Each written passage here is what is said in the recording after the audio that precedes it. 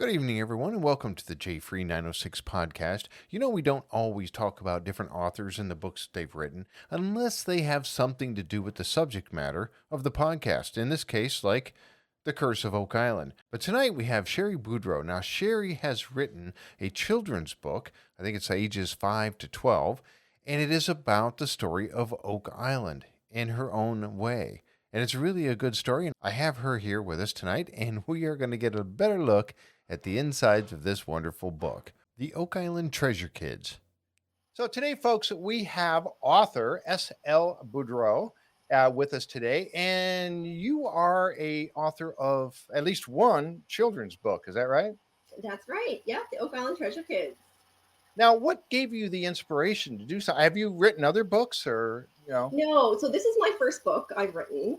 Mhm. I've always actually wanted to write a children's book. When my kids were small, I used to actually write stories with their names in it, and I used Really? to read it to Oh, them at bedtime.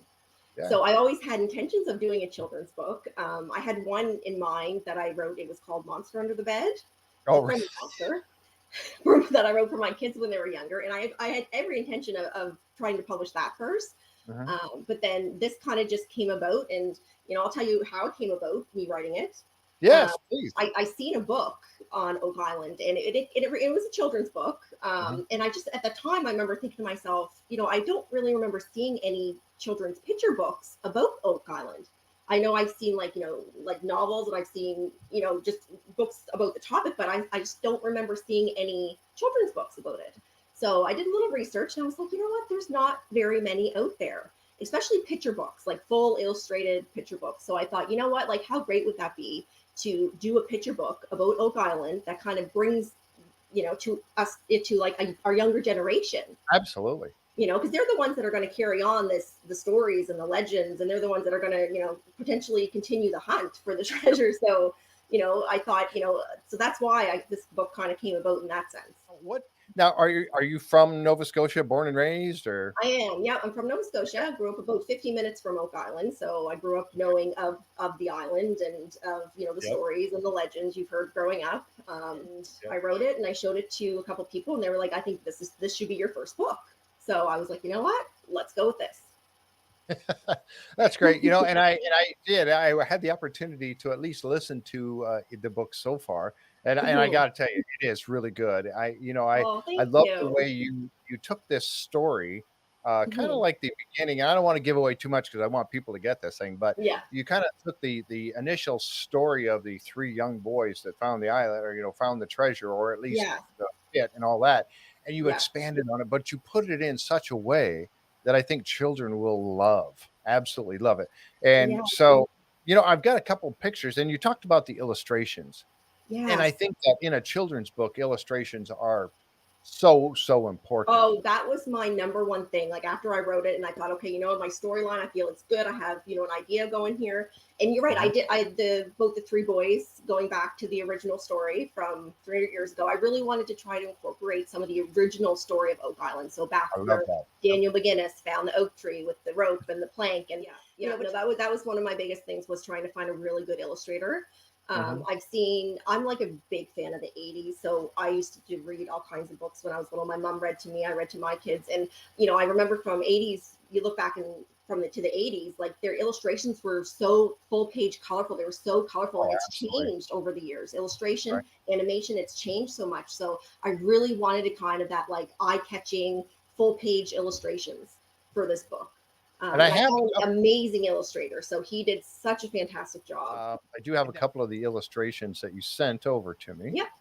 And here we have one here, and this is the cover of it. Right now, you This have is the the cover three page. kids, the three boys that are out hunting for treasure, Yep. and they find it. So, and who is your illustrator, if I could ask? So his name's Yuri Speransky.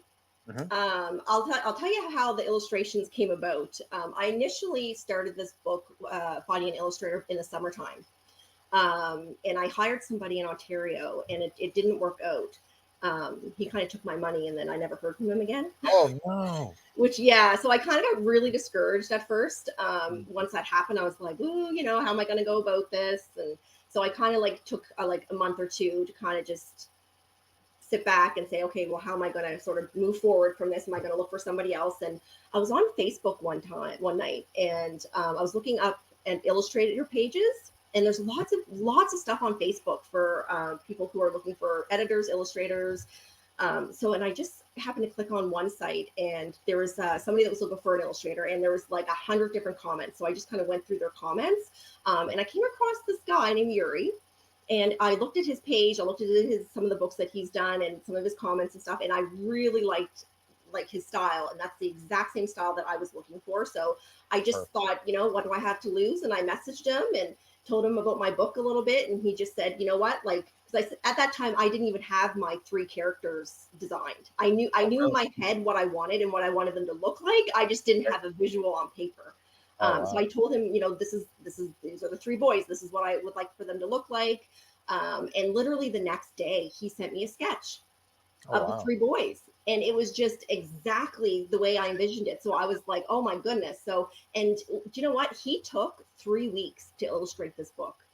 Every day he sent me a different picture to kind of look over and to approve. And then the next day I'd get the colored version, or like he would give me a couple color versions. Like he was just on this, like he was such a delight to work with. Wow. 3 weeks to get this done. How many illustrations are there in the book? Is there quite a few? So or? there's 20 in the Oh, book. wow. Wow. Yeah. He did 18 illustrations plus a front and a cover. So there's 20 illustrations that he did. Yeah, he just was on this project like no tomorrow. And God love him, because at that time I felt a little pressed for time, because I already wasted a couple months by this other illustrator that didn't pan out. So I was like, I kind of just said, I was trying to get this book out before Christmas. But it actually didn't pan out that way. So just with editing and all that stuff that was going on. So, and you know what the craziest part of this is, I think, is that he never even read the book. Like really? I never sent him my manuscript, no, nothing. All he said to me was, send me an email, go page 1, page 2, page 3, page 4, and tell me exactly what you want on each page. And that's what I did. So I would say page 1, a treehouse, 3 bikes on the ocean, pirate flag on top. Like I would just give a description of what I wanted on each page, and he would just draw it and send it to me. Like it was just amazing. So we do have quite a few different illustrations. Now you said you have like 20 in the book itself, including the cover. I do have another one here that I wanted to show. And I mean, when I look at like this one here, and the excitement of, oh, look at this map. You have a map. I mean, it really draws that out of me. It really does. Like this one here. I was up in Nova Scotia last year in June. Okay. And so I had an opportunity with Christina. We went around. We were able to tour the area. Mm-hmm. When I first saw this illustration right here, I'm like, this is Nova Scotia right here. It looks so much it's like iconic to Mahone Bay. Yes, exactly. And the church is out there in the background. Yeah. Now this one here, I noticed too that like, okay, you've got the boy with the hat on, and he's taking charge, and he's fearless. He's heading on into this, into this tunnel or going along. But look at the other boys are kind of like they're not so sure about this. He's capturing that. You captured it in your words, and he's captured this in the illustration. He did. He really, really did. Yeah, Thomas there, he's the ringleader of the 3. You mentioned earlier that you are from the area and you knew about Oak Island. You probably heard about it from growing up all through your years, I assume, correct? Yep. So what do you think about the Oak Island story? I have to ask, I ask everyone that I have on the show, what do you think about the Oak Island story? Do you believe there's a treasure on Oak Island? I think the story in itself is fascinating. I've always thought that it's fascinating. I think it's so iconic to Nova Scotia. I just think that it's the mystery around it is just so fascinating. So do I think that there's buried treasure on there? I think that there has been enough evidence that pinpoints that there definitely is something on there. If not was. Correct. That's there. right. So, yeah, I think that there is definitely either something buried on there. And it was retrieved, or there still is something there. But I definitely think that there's a story to tell. Oh, absolutely. And it's just when that story comes to life. Now, there's 100 theories out there. There's books written by all these different people about their theories.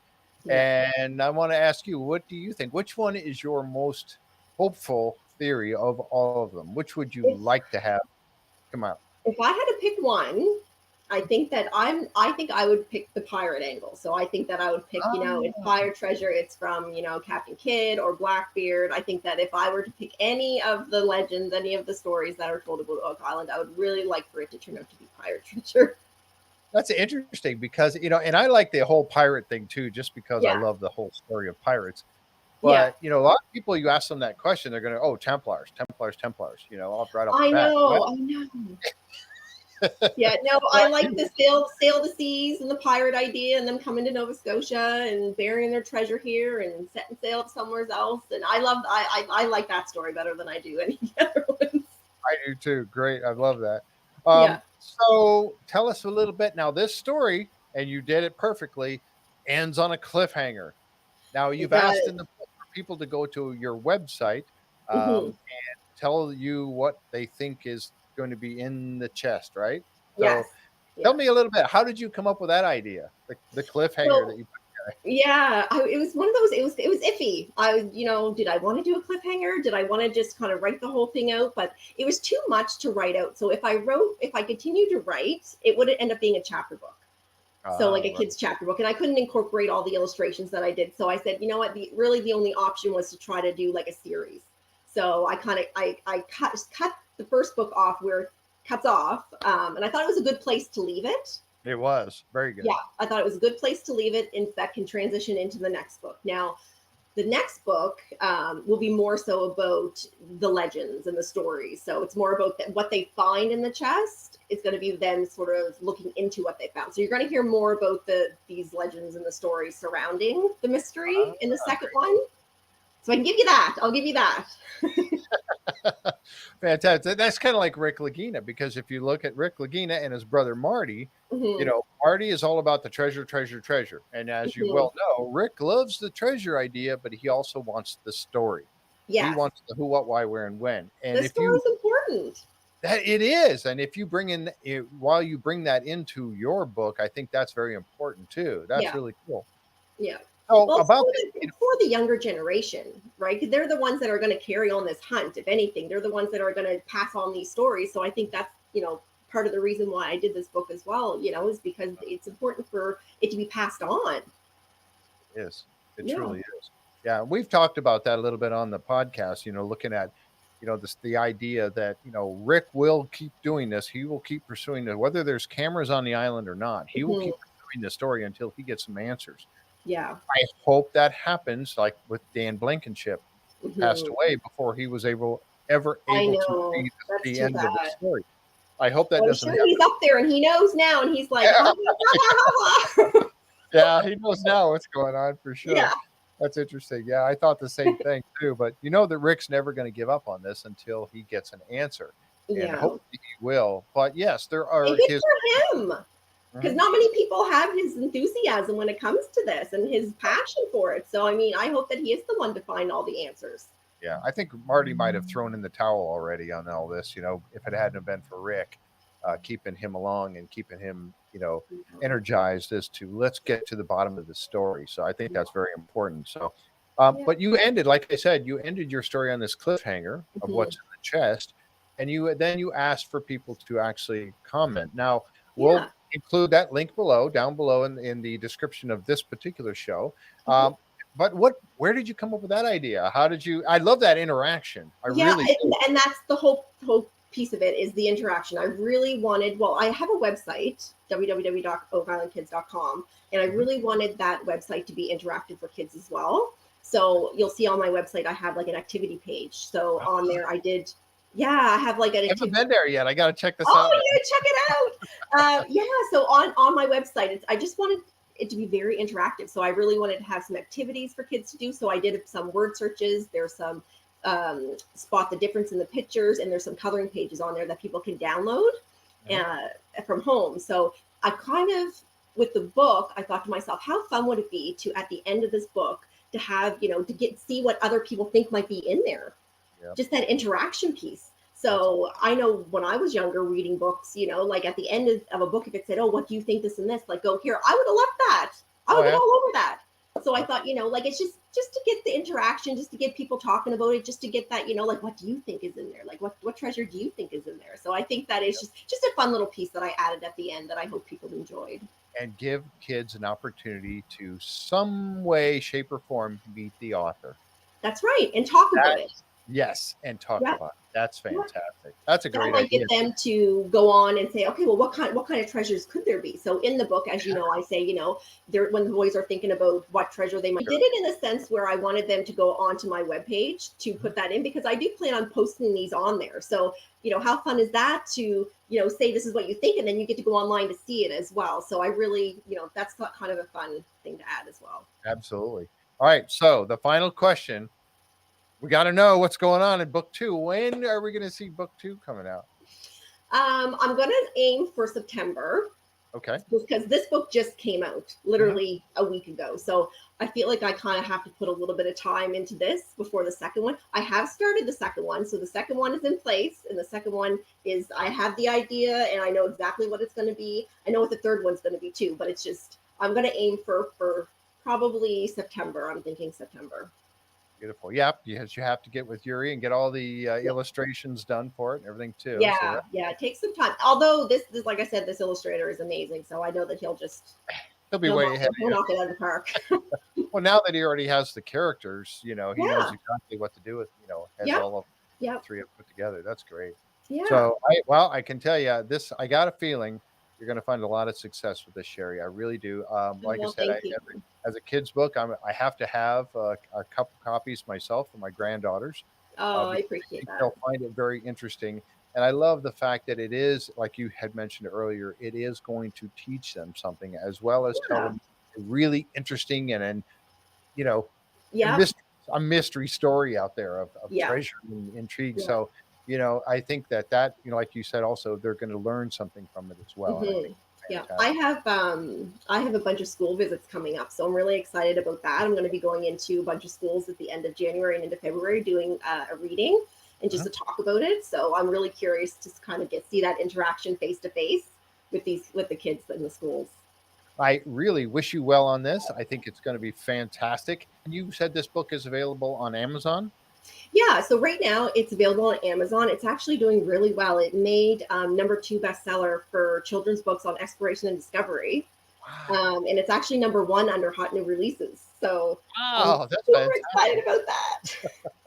Well, that's it. I can say, you know what? I knew her when. Oh.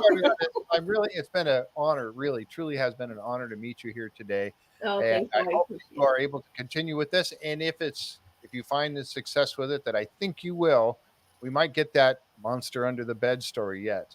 That's right. That will be at some point. All right. Well, thank you for having me on. Yeah. Well, thank you very much, Sherri. I really appreciate your coming on. It's been great. And I'll get this out. And folks, I appreciate you checking out. Don't forget to like and subscribe to the channel. If you like the content of the show we had here today, please give us a thumbs up. That really helps us out and lets us know how we're doing. And check out the links below to check out Sherri's book. Thank you very much. Thank you.